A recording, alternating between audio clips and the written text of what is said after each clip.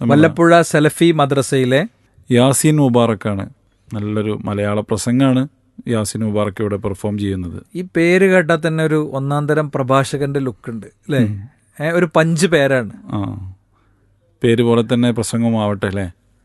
പേര് പോലെ തന്നെ അതിലേറെ ഉപരിയായി പ്രസംഗം സംഭവിക്കട്ടെ. നമുക്കത് കേട്ടുവരാം.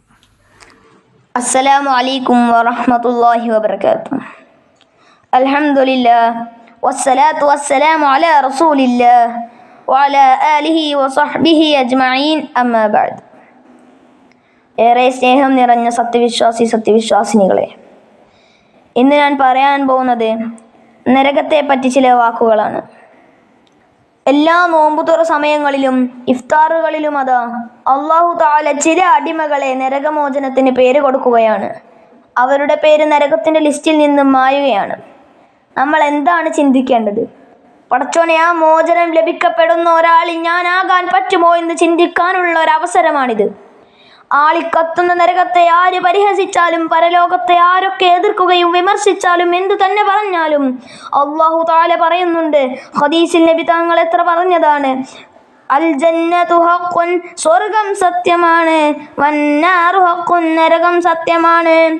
സുഹൃത്തുക്കളെ, നമ്മൾ ആരും നരകം കണ്ടവരല്ല, നരകത്തെക്കുറിച്ച് കേട്ടവരാണ്. മേറാജിന്റെ യാത്രയിൽ കണ്ടുവന്ന് നേർക്കുനേരെ കണ്ടിട്ട് സ്വഹാബത്തിന്റെ മുമ്പിലേക്ക് വന്ന് നബി പറഞ്ഞ വാക്കെന്താണ്? ലൗ റഅയ്തും മാ റഅയ്തും, ഞാൻ കണ്ടതെങ്ങാനും നിങ്ങൾ കണ്ടിരുന്നുവെങ്കിൽ ലവഹിത്തും ഖലീല, നിങ്ങൾ വളരെ കുറച്ചേ ചിരിക്കൂ, വലബകൈതും കസീറോ, നിങ്ങൾ അധികവും കരയുമായിരുന്നു. പ്രിയപ്പെട്ടവരെ, എന്തുകൊണ്ടാണ് നബി സല്ലല്ലാഹു അലൈഹി വസല്ലം അങ്ങനെ പറഞ്ഞത് എന്ന് നാം മനസ്സിലാക്കണം. അതിൻ്റെ ഗൗരവം എന്താണ്? സ്വർഗത്തിലേക്ക് എത്താനുള്ള എന്തെങ്കിലും നന്മ നാം ചെയ്തിട്ടുണ്ടോ എന്ന് നാം സ്വന്തത്തോട് ചോദിക്കണം. പ്രിയപ്പെട്ടവരെ, അള്ളാഹുവിനോട് നിരന്തരം പ്രാർത്ഥിക്കുക, അല്ലാഹുമ്മ ജഅൽനി മിനന്നാർ, നരകത്തിൽ നിന്നും അള്ളാഹു നമ്മെ കാക്കട്ടെ എന്ന് പ്രാർത്ഥിച്ചുകൊണ്ട് ഞാൻ അവസാനിപ്പിക്കുന്നു.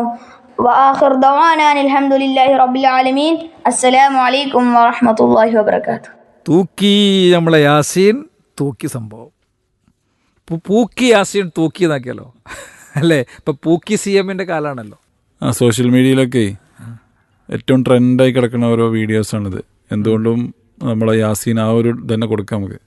നല്ല അടിപൊളിയായിട്ടോ. നല്ല അവൻ്റെ ഒരു പ്രായത്തിൽ കവിഞ്ഞൊരു കപ്പാസിറ്റി ഉണ്ട്. പാരൻസെ ശ്രദ്ധിക്കണം, അത് വളർത്തിക്കൊണ്ടുവരാനുള്ള ബോധപൂർവമായ ശ്രമങ്ങൾ പാരൻസിൻ്റെ ഭാഗത്തുനിന്ന് ഉണ്ടാവണം എന്ന് ഈ ഘട്ടത്തിൽ നമ്മൾ പ്രത്യേകം പറയുകയാണ്. ഏതായാലും യാസീൻ മുബാറക് മലയാള പ്രസംഗം നല്ല ഗംഭീരമാക്കിയിരിക്കുന്നു.